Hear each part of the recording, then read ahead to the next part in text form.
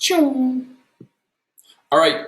Hey. What's up, everybody in Facebook, LinkedIn, YouTube, internet land? What's up, digital friends? What's up, real friends? Hi, mom. Anybody else out there in the universe? Come one and come all. This is the ground floor. All aboard for sales. Today, we're going to talk sales. We're going to talk enrollment. We'll probably get off on a couple of tangents and jump down some rabbit holes. But my main intention today, guys, is to introduce you into some of the rabbit holes, not necessarily dive into any one of them.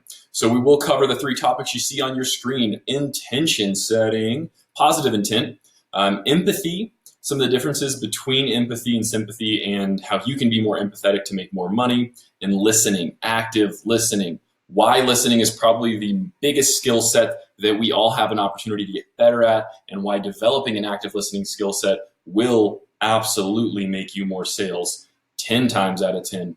So who am I, guys? I'm Cody. If you know me, great. If not, hello. Why is this a free video? I'm giving this, guys, to you despite or contradictory to my actual belief and opinion that free advice is often overpriced. You do get what you pay for, so take things with grains of salt. This is the theory to the practicality of what we do at the Sales Ninjas and what we do as Scripted, the consulting agency, and what I've done over my own career as a salesperson. So I'm going to be sharing my personal experience, what I've helped other salespeople do and implement in the past, and just what I feel works overall. So this could be the foundational training for you into building sales mastery. So whether you're growing the business or you're just looking to make one of the most stressful roles in a company fun. So either way, hope this is helpful, guys. This is really the first floor, as I said, to, let's say, an endless skyscraper on personal development, communication skills, and psychology as well. So if you want a more practical approach, just check my PayPal account, guys. Let's talk. No, I'm just kidding. Seriously, let's have a conversation about it. If you want a more practical approach to this, let me know. I'm happy to make more of these videos based off of your guys' feedback, and I do this as a consultant anyway. So if you want to work with me one-on-one, hit me up. First, let's look at what is sales, right? What does it really mean? I'm going to make myself small because it's about you guys. So what is a sale? It is a human being who's making a set of decisions based off of conversations, one conversation or more, with a person that's hired to speak with them. That's you. That's you.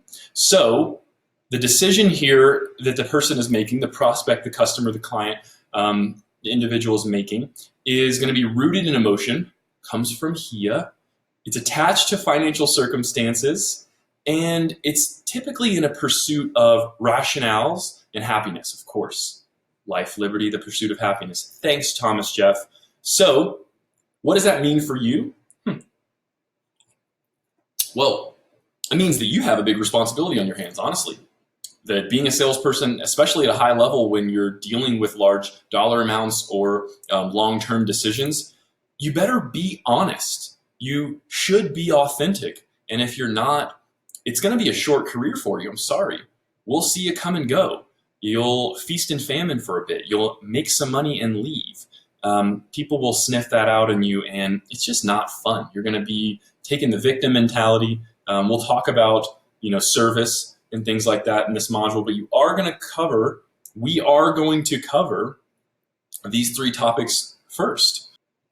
So first of all, who is this for? This is, of course, for any salesperson, any business owner or salesperson, business owner combination. I'm definitely one of those, a customer service rep, because you're saving sales, and a client fulfillment or service provider, because you're the reason that more sales can happen, and you're also where the belief comes from of the salesperson. You're actually a part of the center of the belief from a salesperson and from a customer.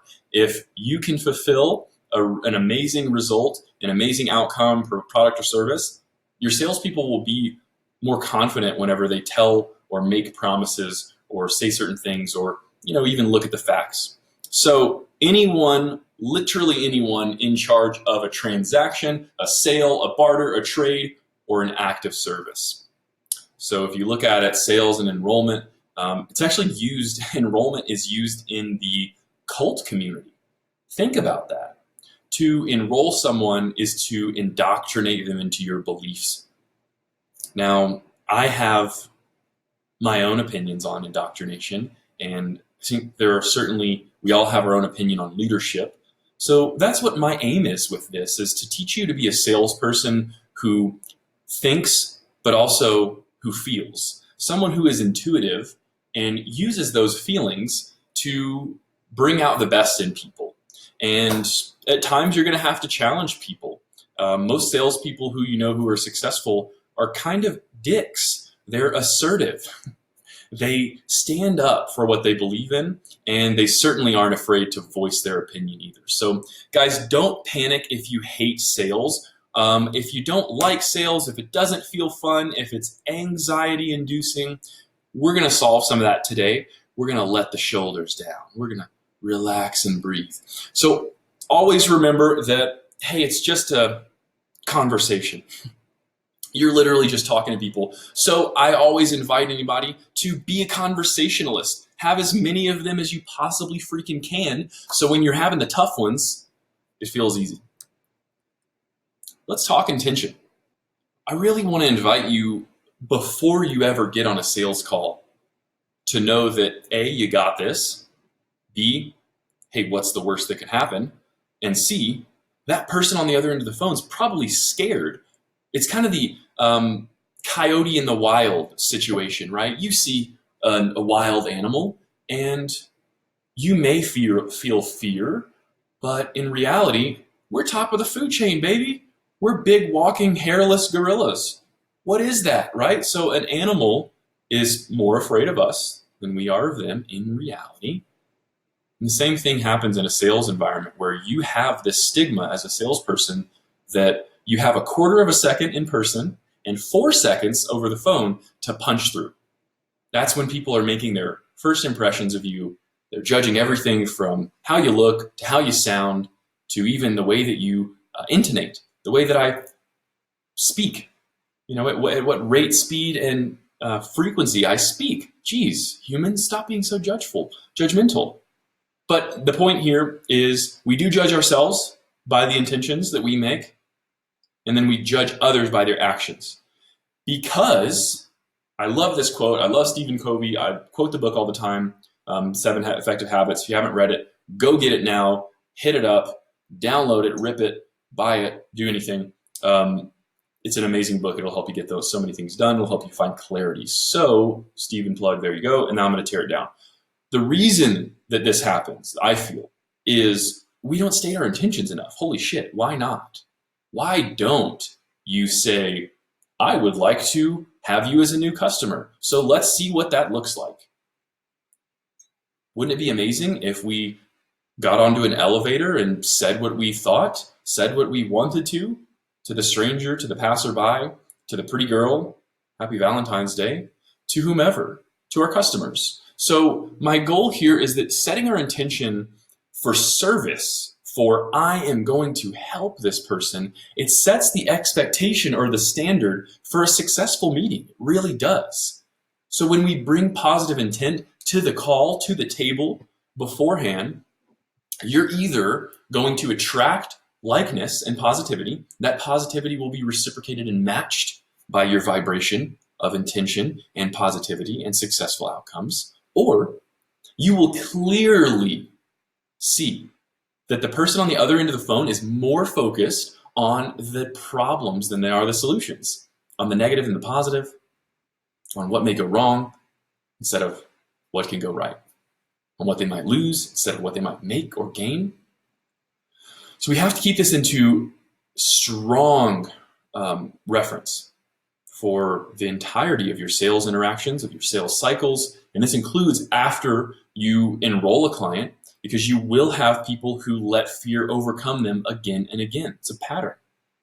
If they've had it before, they'll likely deal with it again until they find the root of it and pull that root out of their garden, their mental garden.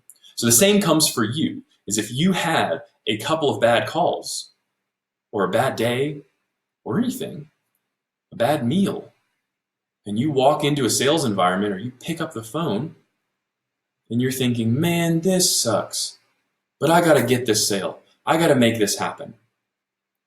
The sucky energy will still be present and it'll feel forced. I've got to make this happen. But instead, if we say, I don't care what's been going on in my life, doesn't matter, I'm going to clear that.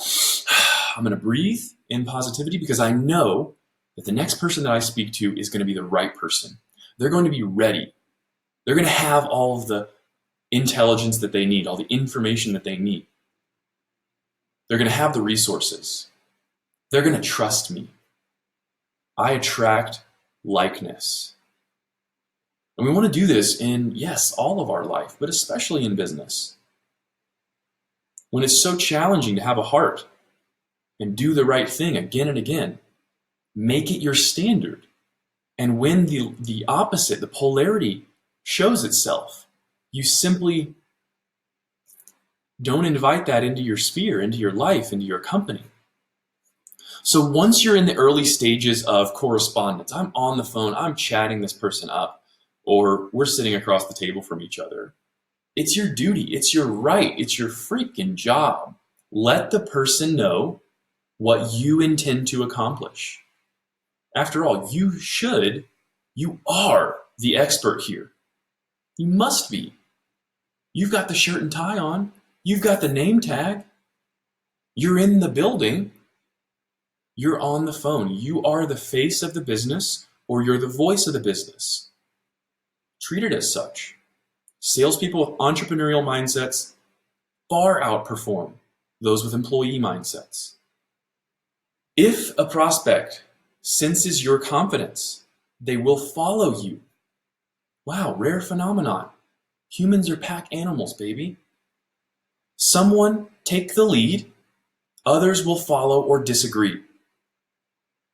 So if we take the lead, when a salesperson leads, we determine where to start, we cover the topic of the meeting, we determine which topics we're going to cover, we understand which questions we need to ask better and therefore follow up with questions, we better understand their circumstances, we decide whether or not our product or service is a right fit for the prospect. We can actually sense their limiting beliefs proactively instead of reacting to them as the person leads you along.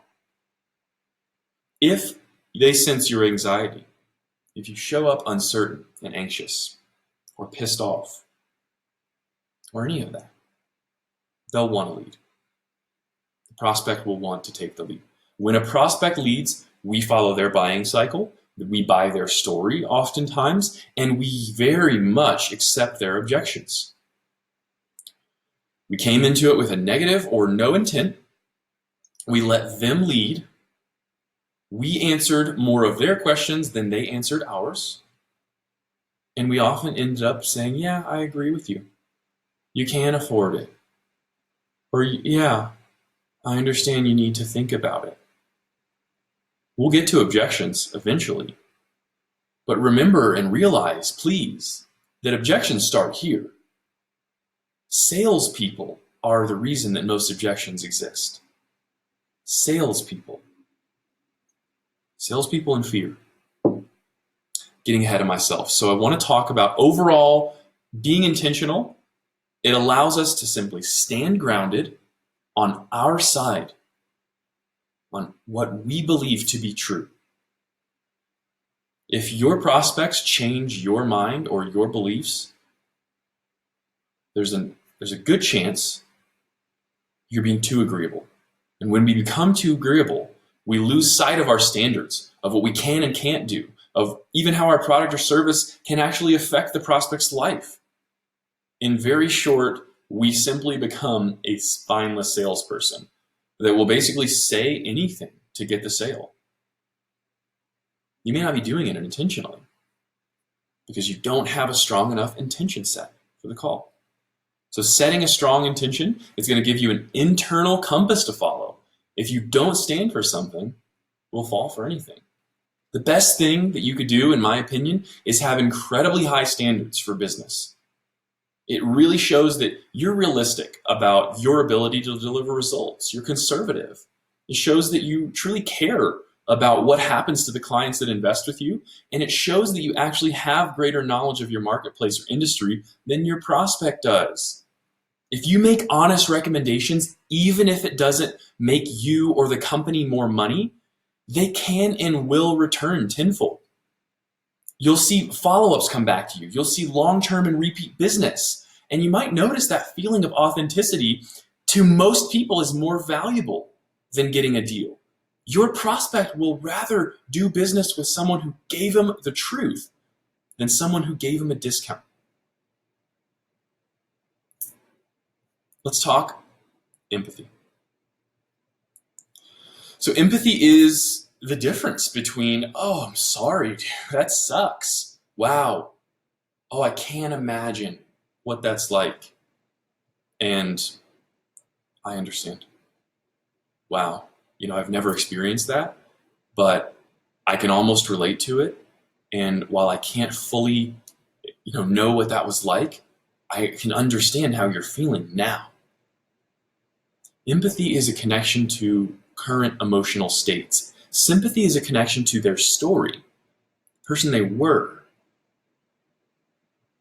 It's funny because business owners love to say that the customer's always right, even if they're not. We say it because we want the customer to feel safe. The best way to make a customer feel safe is deliver that. Make them feel safe, heard, respected. If you sincerely care about what happens to your prospect, no matter what, whether they buy or don't, people will come back to you. People will remember your name.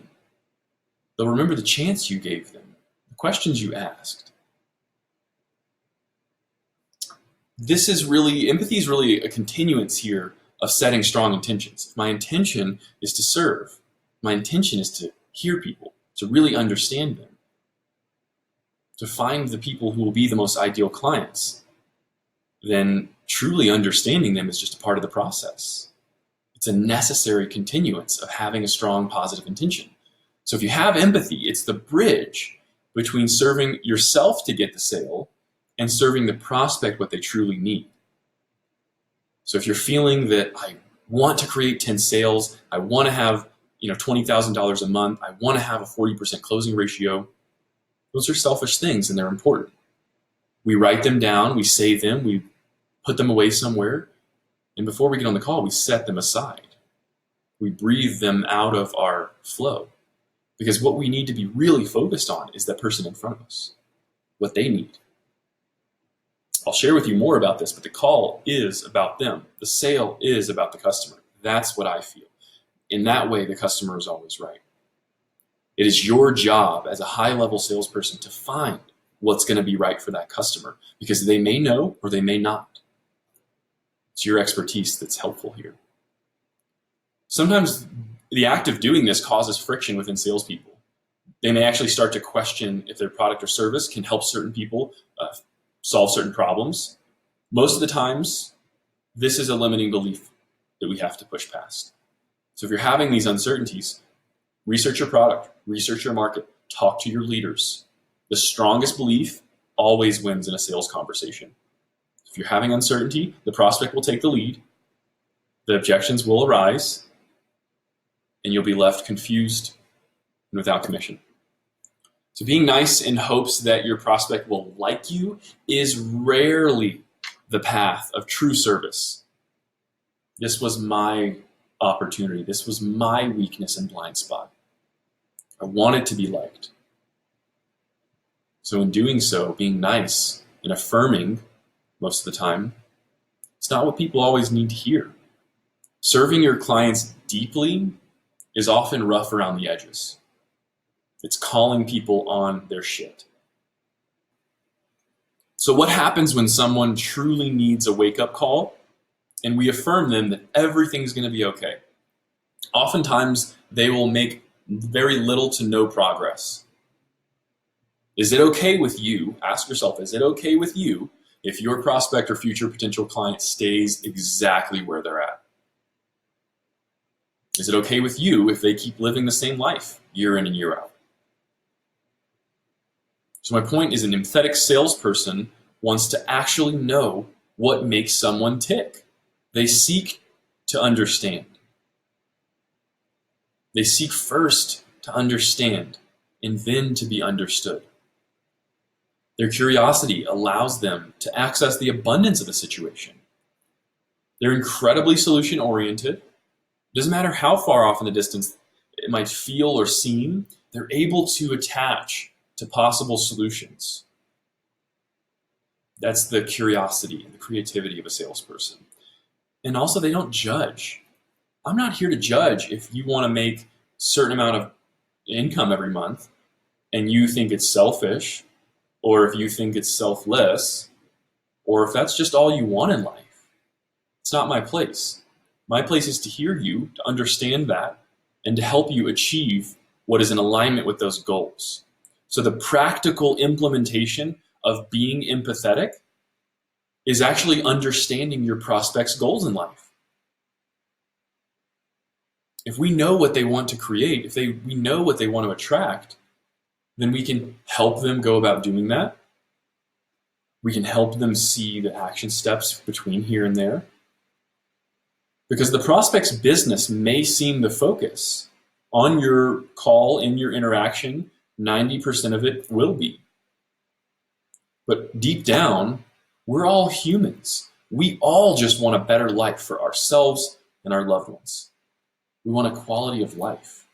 We want a certain amount of happiness. And this is what can transcend sales conversations into meaningful action plans. This is what rewrites the prospect's story and their attachment to their current circumstances. So I want to invite you to think big of people.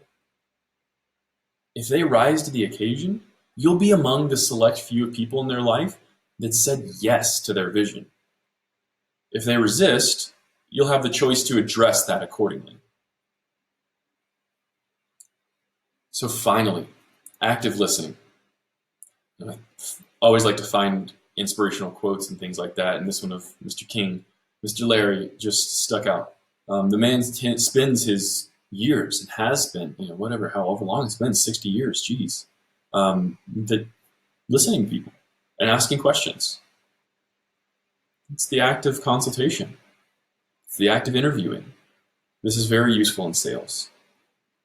So if Larry King reminds himself that every morning he's going to learn through listening, then you should too. And I invite myself to do the same. So we do want to observe a 70-30.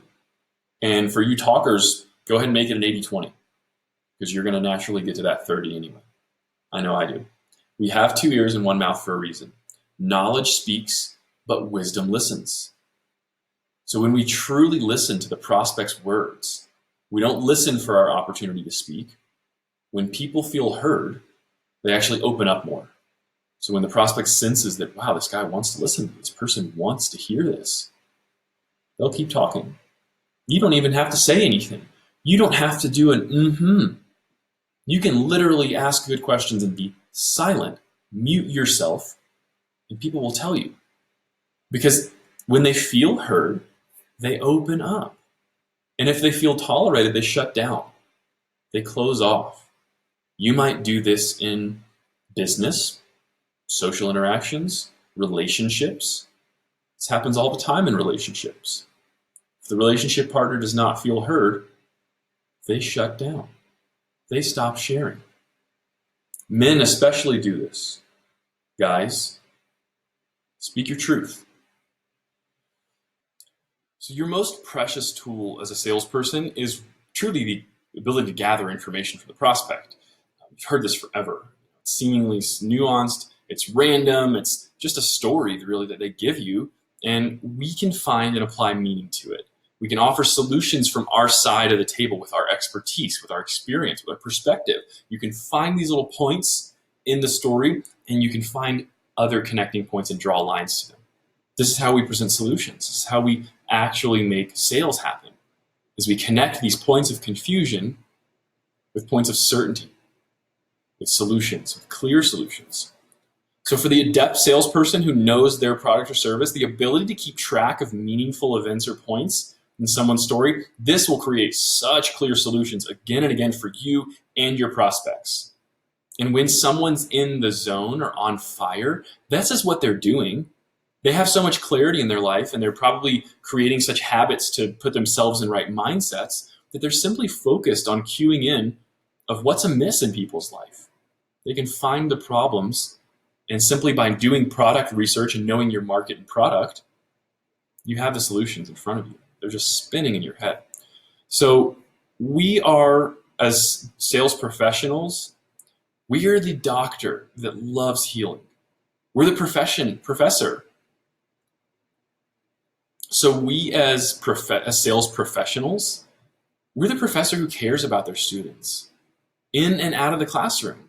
We're the doctor that loves healing patients. We're the parent that respects their children's decisions instead of tries to dictate their life. If you don't know by now, asking questions is the most powerful tool we have as sales consultants. Really, as people. In today's society, asking questions for true clarity, it's seemingly a huge accomplishment. It's this thing that people don't do anymore. We assume. So as a salesperson, I want to invite you to always ask, don't assume. For whatever reason, it's my experience as, let's say, a chronic mumbler, that people will happily mishear or misrepresent the things that you say. They won't think twice about doing it. They'll hear one thing and just assume that's what you said. It's really the classic, pandemic telephone game that people play. We've been playing this since kindergarten. It's time we play a new game, I think. So I want to invite you. This is, let's call this come again. Let's call this, I didn't hear that. Whatever you want to make your question of choice. How so? What do you mean by that? Things of this nature.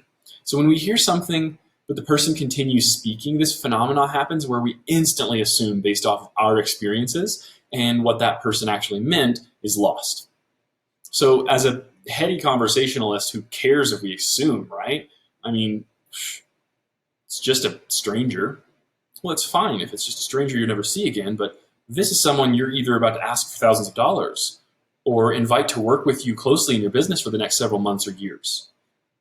So let's get this right. As an expert in your field, assuming can be dangerous, treacherous. So let's imagine the scenario. Your newly courted romantic interest, you're out for a walk and they're pouring their heart out to you. They tell you how much you've meant to them since meeting you, and they're not sure if they can imagine their life without you. And you lean in for a kiss. But they pull away embarrassed. And as you're shocked and confused and feeling rejected, you go home thinking maybe it was all talk and maybe the relationship isn't really going where you thought it was. But in reality, they were brought up in Indian culture where it's taboo to show affection in public, like kissing or even holding hands. So whether you're kissing India's next top model or on a meeting with your next big client, it's important that we truly hear and understand what people mean. Your ability to dial in active listening skills is one of the keys to win friends and influence people. And it certainly comes down to it whenever you're trying to win clients. So I hope that this has been helpful. Again, this is the ground floor here. If you want to hop in the elevator, if you want to see what the penthouse looks like, let's talk. If you want to see what the third floor looks like, let's talk. I do this on several different levels. I'm happy to have a personal conversation with you, but the most important thing from today is that you're more intentional when you hop on a sales call or you go to meet a new client or friend. You really understand what people mean when they say things, not because you assume, but because you freaking ask. You take notes and you remember and summarize their story to make sure you didn't miss anything. These are important foundational skills as a salesperson, as a consultant, as a business owner, as a human being. These are communication skills that if you implement them into sales, it'll feel easy, it'll feel fun, you'll feel in flow, and your customers will feel it too. So again, guys, I hope that this is helpful. I hope you make sales from this. And if you do, let me know. Shout it from the rooftops. Tell people how being authentic and in integrity with your own heart's desire makes you more money. That's the world I want to live in. Let's create it. So guys, if you have questions, leave me a comment here. Send me a message. Text me, for Christ's sakes. Call me. I may not pick up, but we'll chat. So in today's society where there's so many things constantly buzzing, and buzzing, find ways to be present. Find ways to be focused. Set aside time that you can actually dedicate and commit to someone and see what it does for you. And hey, be reasonable with it. Sometimes I only want to spend 15 minutes with someone, and that's okay. I'll tell them. So guys, I appreciate you spending your time with me, your valuable spiritual currency of time and attention with me. I hope that this has been helpful. I hope that you can implement immediately. And I hope you have a great Valentine's Day, or whenever you're seeing this.